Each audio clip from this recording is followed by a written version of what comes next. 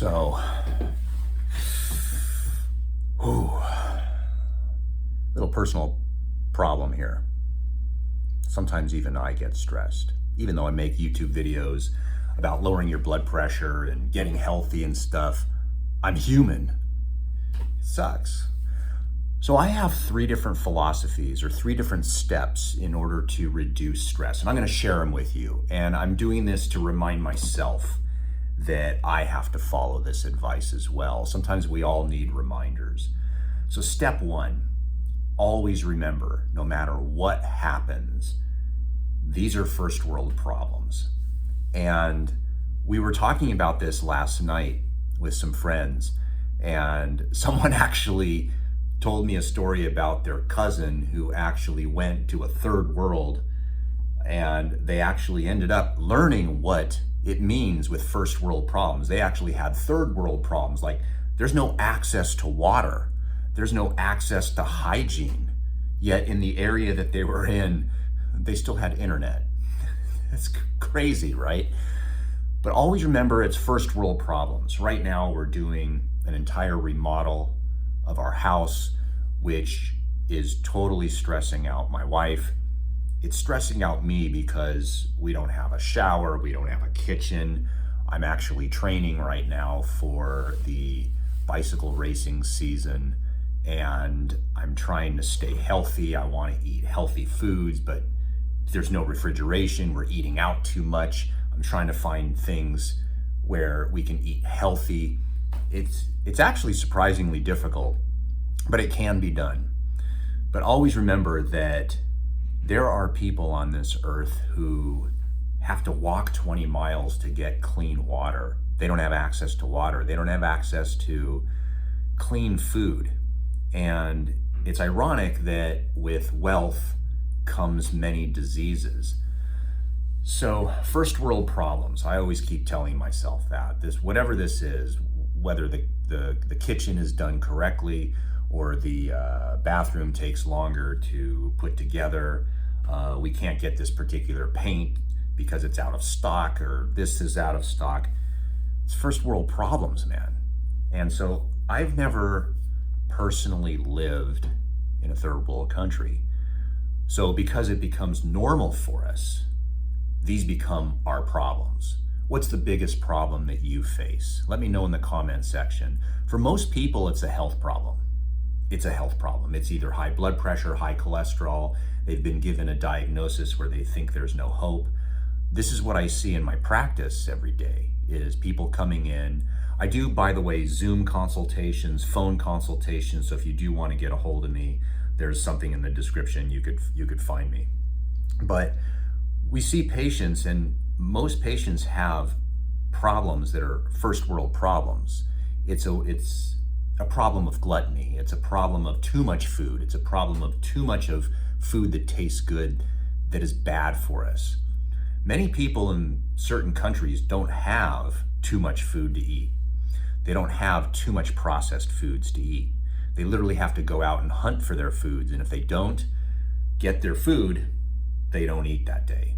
So I live in an area in Camarillo, California, and literally 8 miles away is Point Mugu. And there's a lot of information about the Native Americans who used to get in a canoe, not a canoe, like a paddle. What do they call it? I guess a canoe. And they would paddle to the Channel Islands, which are islands about 20 miles away. And the men would hunt, and they would not come back until they had enough fish and food to feed their tribe.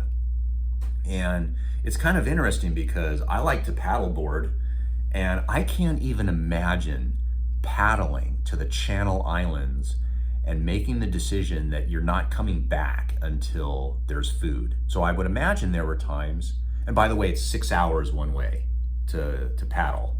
That's pretty incredible. The longest I've ever paddled myself is just slightly over 3 hours. And man, I was toast. And you know what I do when I paddle for 3 hours straight? Where I park my car, usually there's a Chipotle right near there. And I'll tell you, I devour that burrito. But I can't even imagine paddling for 6 hours and without food, and then working to actually catch the food in order to bring it home to your families. First world problems, man. Another thing, this is number 2, is don't let it kill you. Don't let stress kill you. Right now I'm at work. I'm in between patients. I'm just going to do a quick video, and I'm thinking to myself, thank God I'm at work so I can actually relax, because at home, my poor wife, she is dealing with the contractors and dealing with the uproar that's occurring in our house, which is very stressful. It just is. And I think to myself, number 1, first world problems. Number 2, don't let it kill you. Stress is not worth the disease that it causes. Very often, for a lot of people, stress is the ultimate cause of their high blood pressure. Stress is the ultimate cause of their binge eating. Stress is the ultimate cause of many different types of health problems. It raises cortisol. Cortisol raises our inflammatory markers. Our inflammatory markers cause damage to our blood vessels, which are the things that probably are going to kill us, heart attacks and strokes. But in addition to that, it just ruins your life. It gives people stomach aches. So many people are eating things like antacids to deal with stress. And I'm here to tell you, it just isn't worth it. If you're having challenges where stress is starting to possibly destroy your life, for me, the mantra is number 2 is don't let it kill you. So number 1 is first world problems. Number 2, it's not worth it. Don't let it kill you.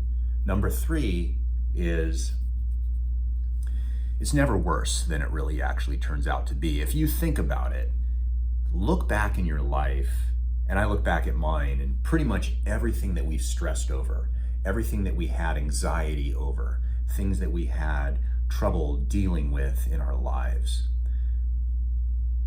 never really come to fruition.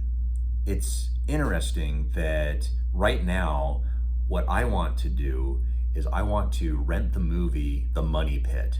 And I want to, with my wife, watch that movie. Do you remember that movie with Shelley Long and Tom Hanks?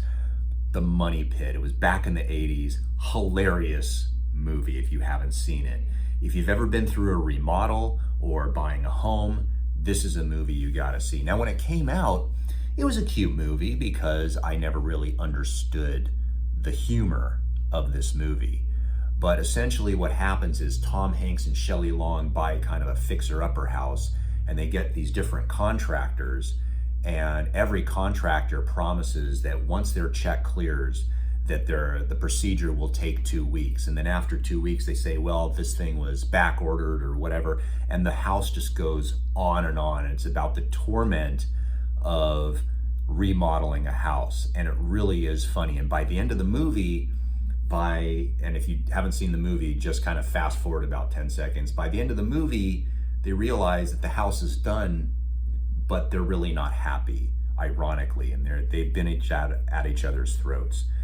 So number 3 is it's never worse than what you think it is. We tend to imagine problems. We tend to imagine issues in our lives. The only thing that can be worse than whatever happens is death or disability, which at some point you do need to stress over that, because those things could happen. One in particular is going to happen. And I know there's people on the internet that say we should be able to live to be 150. And what a setup for disappointment. You're not going to live to be 150 years old.